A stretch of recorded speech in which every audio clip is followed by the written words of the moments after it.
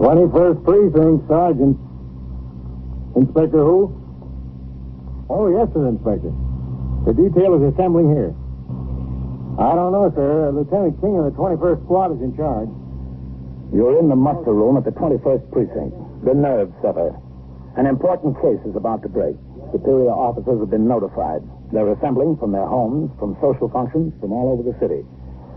You will follow the action taken pursuant to these notifications from this minute until the final report is written in the 124 room at the 21st Precinct.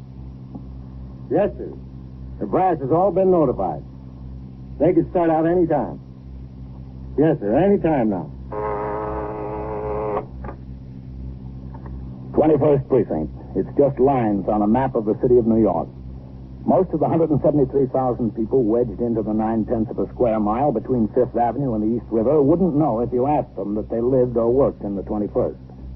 Whether they know it or not, the security of their persons, their homes, and their property is my job. My job and the job of 160 patrolmen, 11 sergeants, and 4 lieutenants, of whom I'm the boss. My name is Kennelly, Frank Kennelly. I'm captain in command of the 21st.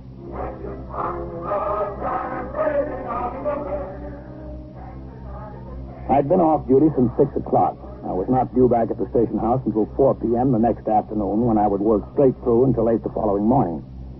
At 6:30, I met my wife at Frank and Norman's, a steakhouse on 54th Street near Broadway. We had dinner and took a cab to the 46th Street Theater to see the hit musical Guys and Dolls, an occasion we had both looked forward to for a year. The first act was fine.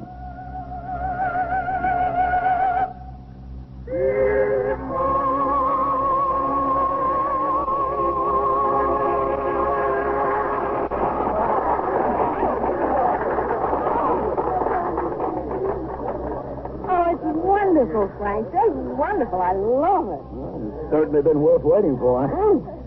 You want a cigarette? We go down to the lounge. All right. I want to call in anyway. Oh, excuse us, please. I'm sorry. Pardon us, please. I beg your pardon. Thank you. Watch your step now, Ellen. I feel like dancing up the aisle. Da-da-dee-da-dum, da-da. I can hardly wait for the second act. Well, 10 minutes isn't such a long time. According to the Manual of Procedure, a precinct commander, although off duty, is never relieved of the responsibility of his command. Consequently, he is obliged to keep the desk officer informed regarding his whereabouts.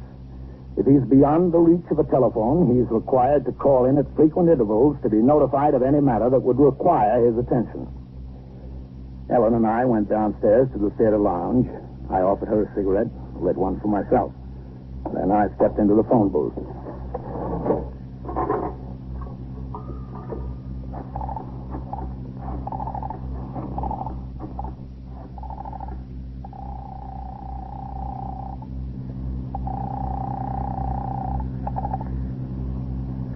Precinct, Sergeant.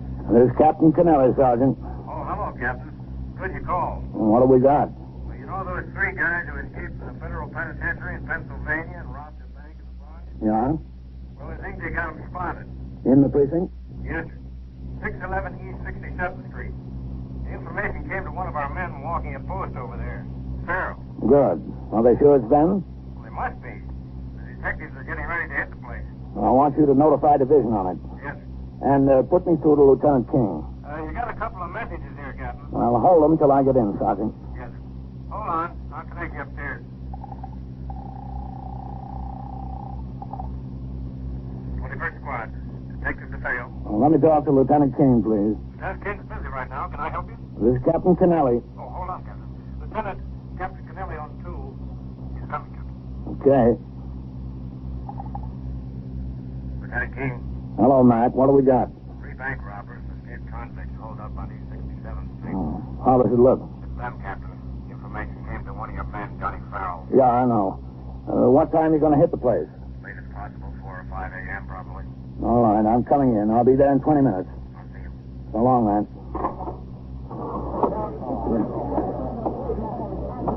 Frank, that took long enough.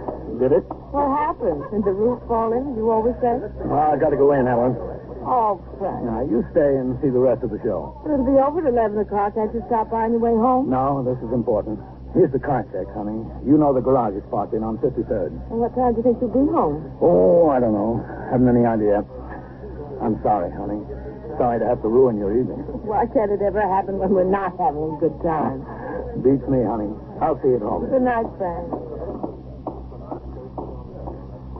After 16 years in the job, Ellen was used to that sort of thing. She didn't complain. She just made the best of it. I went up to the street and flagged a cab to take me to the station house. Traffic across town was light. Cab had me in front of the station house in less than 10 minutes. I saw 2 patrol cars parked at the curb. One was ours. The other belonged to ESD. The street was quiet. I walked up the worn granite steps of the station house and into the muster room. At the desk, Lieutenant Gorman was booking a prisoner in the custody of a detective I didn't know. Suspect looked like an addict. The detective must have been from the narcotics squad. A half-dozen patrolmen were gathered in a group at the far end of the muster room, talking quietly. I walked over to the far end of the desk where Sergeant Klein was on the boxes. Hello, Captain. Who are those men, Sergeant? Oh, them? They were sent in here from the 19th and 23rd on special detail. You know, for the raid. Excuse me, Captain. Yep. 21st Precinct, Sergeant. Yeah, where are you? Well, listen, walk around the corner to 331 and see the super. He's called in here twice about a couple on the 3rd floor fighting and breaking the furniture. Yeah, okay, let me know. Those men know what they're here for? No, sir, not yet.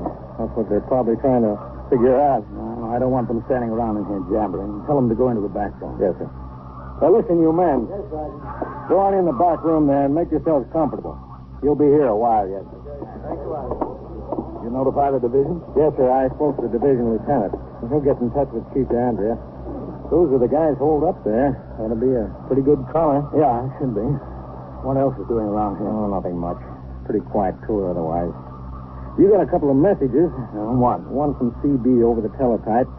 A meeting of all precinct commanders in the lineup room at 2:40, Wednesday, 9 a.m. I left the communication on your desk. Okay. A fellow named Fox called twice. He wouldn't give his first name. He wanted your home number.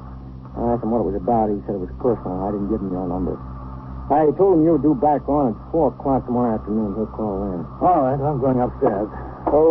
Captain. Yeah? It was Johnny Farrell who got the information. Yeah, you told me that. Did I? Oh, yeah. Where is Farrell, on post? No, sir. Lieutenant King said that since it was his line, he could come along when they hit the place. He changed to civilian clothes and he's upstairs. I put Melito on his post. All right, I'll check with you later. Yes, sir.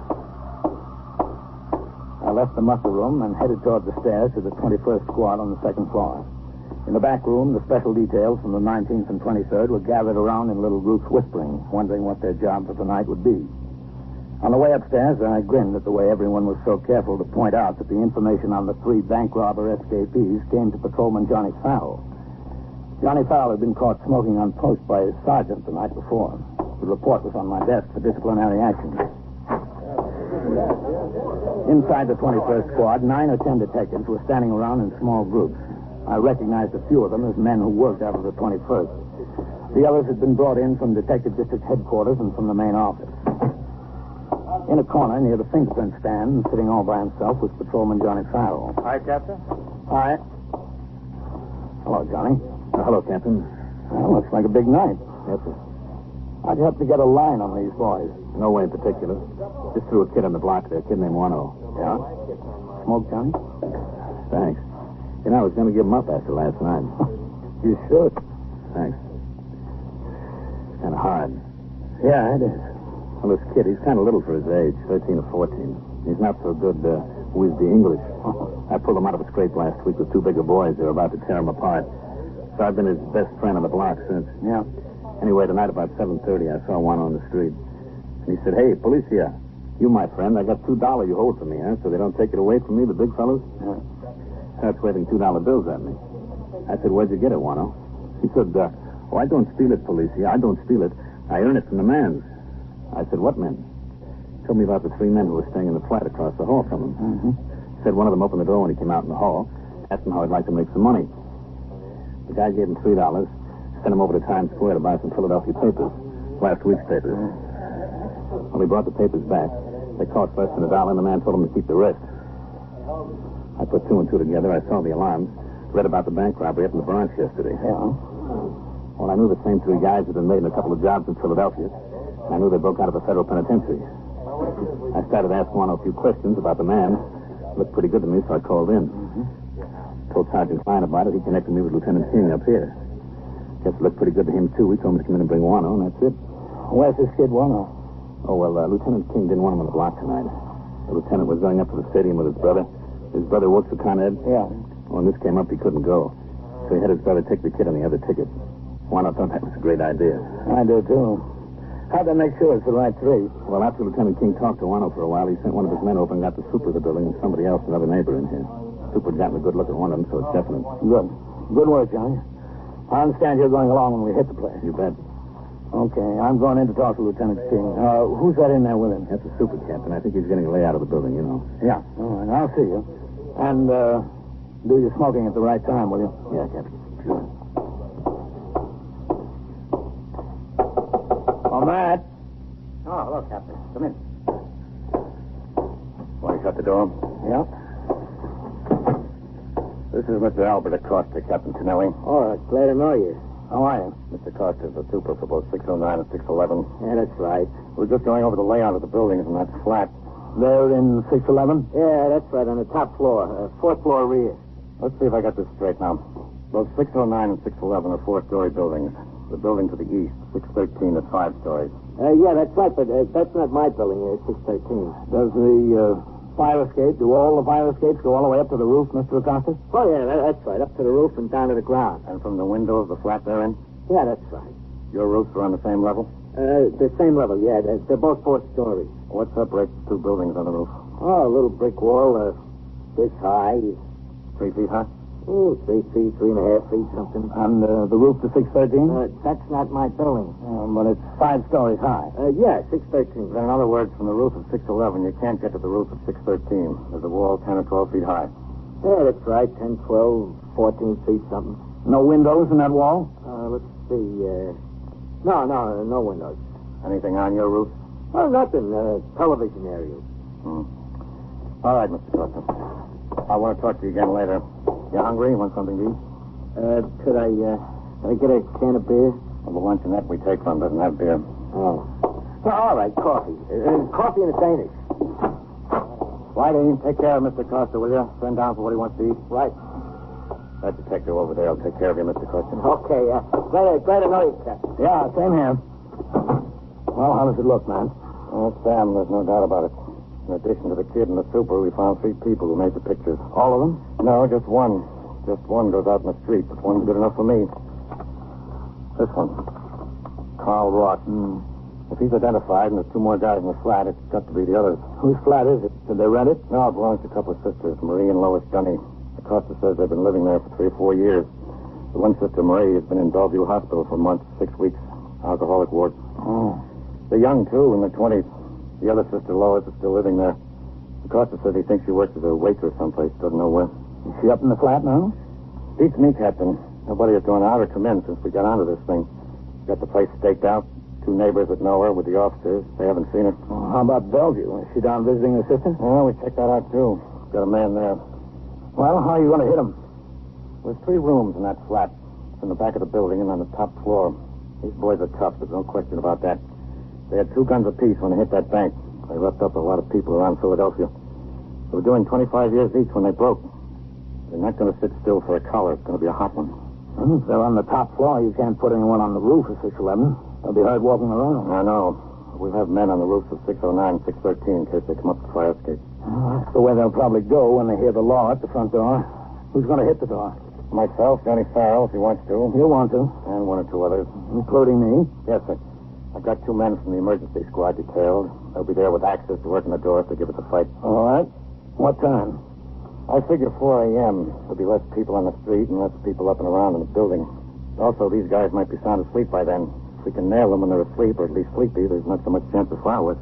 How about your notifications? They're all made. Express will start streaming in here about midnight. There's 6 or 8 shots from the 19th and 23rd down in the back room now. Yeah, I know. How much of the show did you get to see, Mr. Jamie? Come in. Lieutenant, Whitey says the Theo's on 3. Wants to talk to you? Okay, thanks. Yep. 21st Squad, Lieutenant King. Yeah, Dee. We got the girl in Lois Denny. We got her as she was walking into the house. Good, Dee. Fine. It's not so fine, Lieutenant. She told me they were expecting her home at 11 o'clock. 11 o'clock at the latest. Shall I bring her in, Lieutenant? No. Where are you? I'm using the phone in Mix's funeral chapel around the corner. Who's there? Just Mix. Mrs. Slum. Okay, Dee. Stay there. We'll be right over. We've got trouble, Captain. Oh? They've got the girl. Ross and them expect her back in the flat no later than 11. You can't wait until 4 a.m., Matt. You'll have to hit right away, as soon as possible. What about all the brass? They've been notified for 4 a.m. We can't wait, Matt. We'll notify them again. That's all. It's been moved up. Okay. Whitey, Ben, Al. Come in here, huh? All right, now listen. We're making a change. We've got to move and move quick. Got to hit them as soon as possible. Ben, get hold of ESD. You are listening to 21st Precinct, a factual account of the way the police work in the world's largest city. A newsroom. Now back to 21st Precinct and Captain Frank Kennelly. Although we knew hardly more than her name, Lois Dunny had become the key to the situation. The fugitives expected her to return by 11 p.m. If she didn't show up, they might suspect she'd been apprehended. Lieutenant King got his detectives ready to spring immediately. I gave final instructions to the uniformed officers who were going to assist. And then together we drove up 2nd Avenue to Mix's funeral chapel.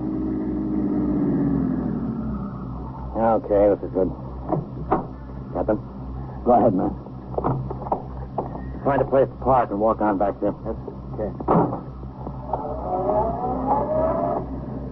Yeah, great place to start out from, Undertaker. Better to start out from there, man.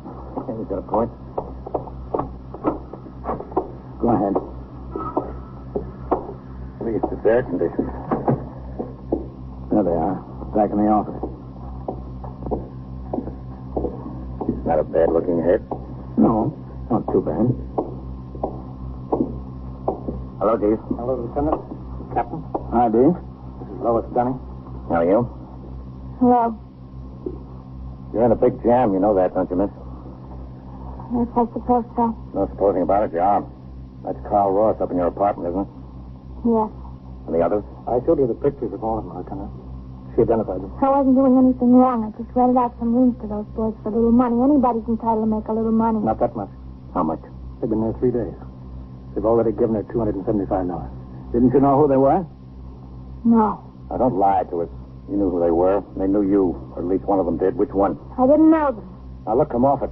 I told you were in a jam. If you don't start telling us the truth, you'll be in a bigger jam. I'm not kidding. Now, how about it? Who are you anyway? I gotta know who I'm talking My to. name is Lieutenant King. This is Captain Kennelly. Is that good enough for you?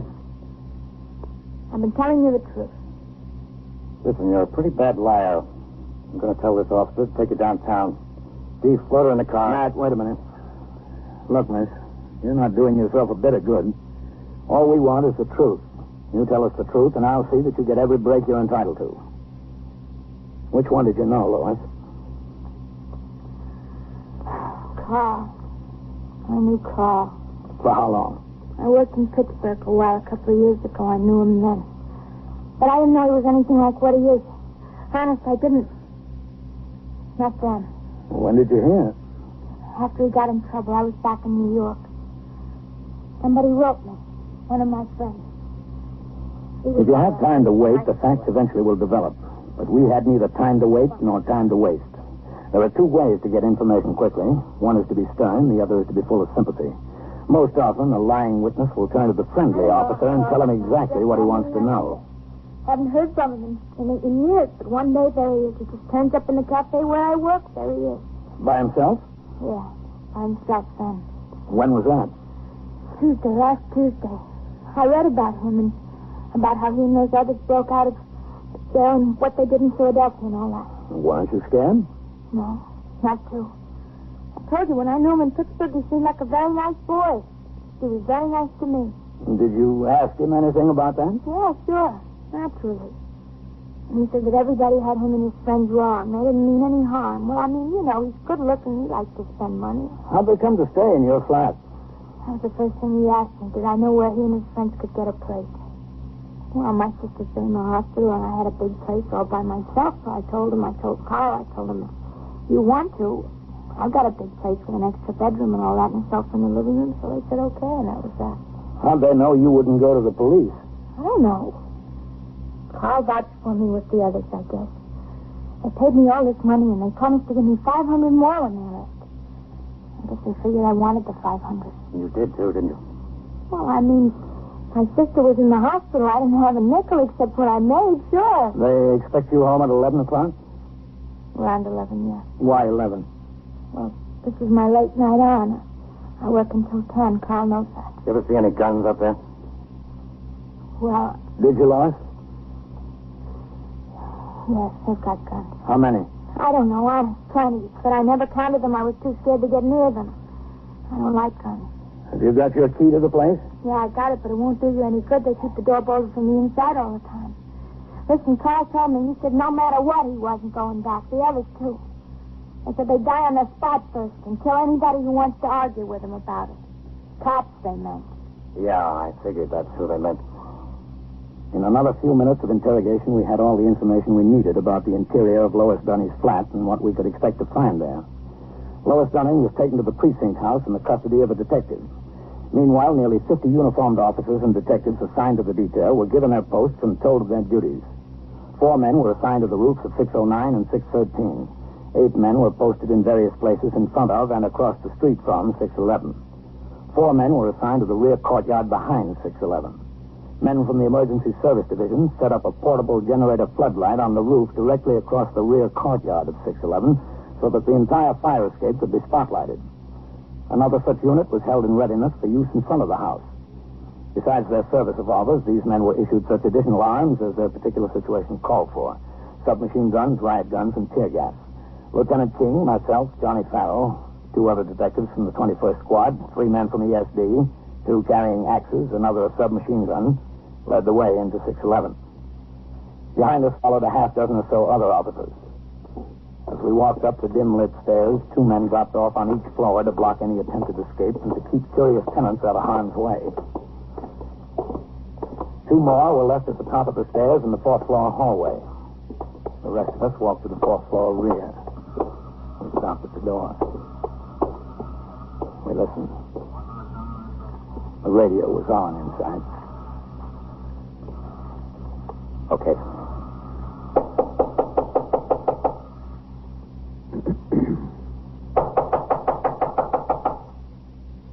Who is it, Lois? We're police officers. Open up. It's cops to the east. All right, okay. Open up, police officers. Knock it in. Use those axes. Right, come on. The lock. Hit the lock. Let's go. Push it in. Come on, let's go. In the living room. There they are. Give up. We're through. Hold it. All right, so let's go. Give it up.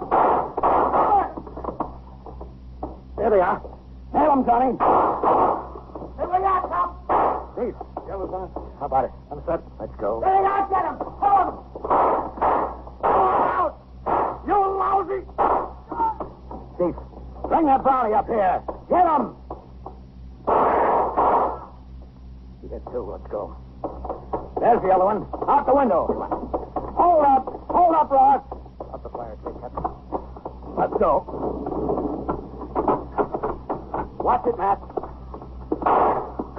Clear away, cop. You okay, Matt? Yeah, I'm okay. Watch it up there, men. One's on his way up. Just one.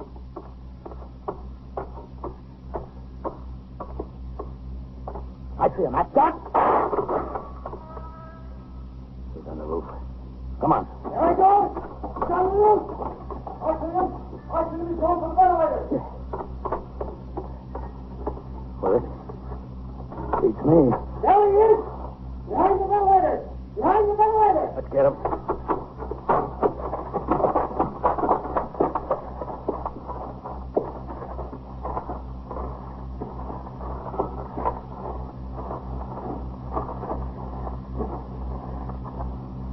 What do you say, Ross? What do you say? All right. Too many of you. Too many of you. Throw that gun out here. All right, you men. Put your light on the ventilator. That's fine. That's it. Throw it out here, Ross. All right. Here it comes. Okay, let's go. Watch him. Think should have another one. Stand there, Ross. Get up again, sir. All right, take it easy. Nothing on him. Too many of you. There's too many of you. Maybe. But now at least there's 3 less like you. The toll was heavy. 2 of the 3 fugitives were dead on the floor of the living room. Ross had a bullet through his shoulder. They weren't the only ones. Detective Carmine DeFeo, 21st Squad, dead. Patrolman John Farrell, 21st Precinct, wounded. 45 slug in the left hip. Patrolman Ezra Davis, Emergency Service Squad number 4, wounded. 38 slug through the left hand. The medical examiner and ambulances were summoned. The top command of both the uniformed and detective divisions came to the scene. At 2:15 a.m., I arrived back at the station house. There, I approved the unusual occurrence report and checked on the notification of the relatives of the wounded personnel under my command. At 2:35 a.m., conferences were held in my office with the top commanders of the department in connection with a special report concerning the incident. Subsequently, the press sought additional material and photographs. At 3:50, I signed the blotter and left the precinct house. Deputy Chief Inspector DeAndrea gave me a ride as far as Kew Gardens. There, I got a cab and went home. At 4:40 a.m., I unlocked the front door of the house as quietly as I could manage. I walked through the living room into the bedroom.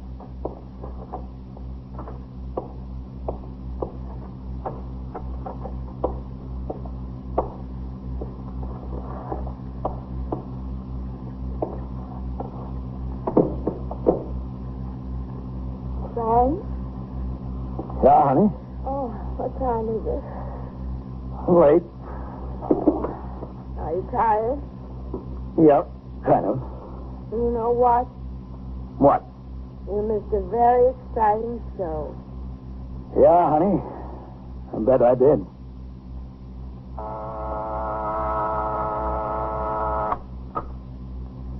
21st Precinct, Sergeant. Where do you need an ambulance? 822? Is that in the building or on the street? What apartment number?